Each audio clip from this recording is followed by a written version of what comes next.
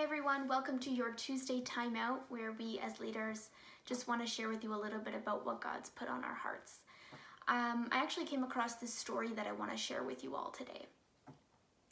The little boy put on his clothes for the cold and told his father, "Okay, Dad, I'm ready." His dad, the pastor, said, "Ready for what?" "Dad, it's time to go outside and distribute our flyers." The dad replied, "Son, it's very cold outside today and it's raining."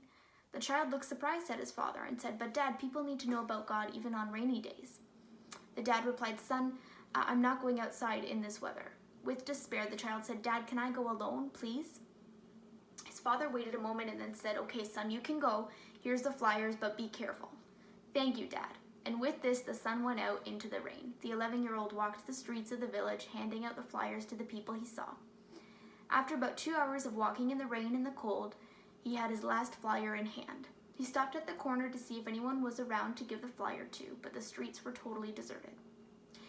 Then he turned to the first house he saw, walked to the door, and touched the bell several times, waiting and waiting, but no one came out. Finally, the boy turned to leave, but something stopped him. He turned back to the door and began to pound the door strongly with his knuckles. He kept waiting. Finally, the door was opened. A lady came out and asked, "What can I do for you, son?"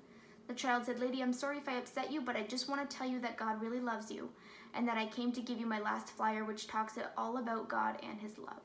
The boy gave her the flyer. She just said, "Thank you, son." A week passed, and the next Sunday morning, the pastor was in the pulpit when the service began. He asked the congregation, "Does anybody have a testimony or something that they want to share?" In the back row of the church, an older lady stood up. "Nobody in this church knows me. I've never been here. Even last Sunday, I was not a Christian. My husband died a while ago, leaving me totally alone in this world. Last Sunday was a particularly cold and rainy day, and it was also one in my heart. On that day, I came to the end of the road. Since I had no hope, I didn't want to live anymore. I took a chair and a rope, and I went up to the attic of my house. I tied one end of the rope to the rafters on the roof, then I climbed onto the chair, and I put the other end of the rope around my neck. Then I stood there on the chair, alone and heartbroken. I was about to throw myself off, when suddenly I heard a loud sound of the door being knocked. I waited for a minute, hoping that whoever it was would leave. I waited and waited, but it just kept getting louder, and I couldn't ignore it anymore. So I wondered who it would be.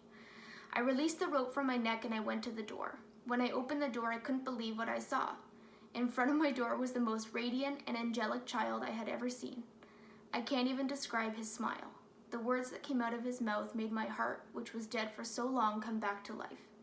When he said, "Lady, I just want to tell you that God really loves you."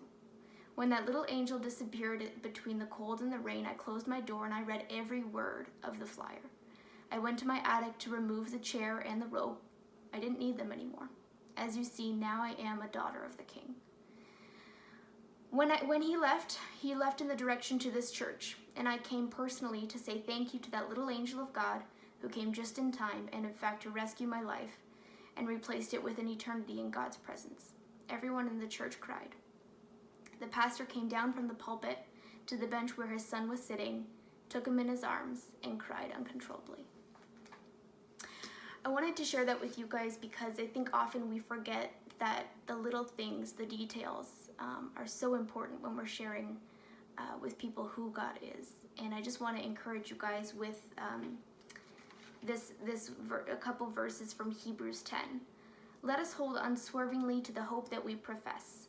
For he who promised is faithful. Let us consider how we may spur one another on toward love and good deeds. And let us not give up a habit of meeting together as some are in the habit of doing. But let us encourage one another, and all the more as you see the day approaching."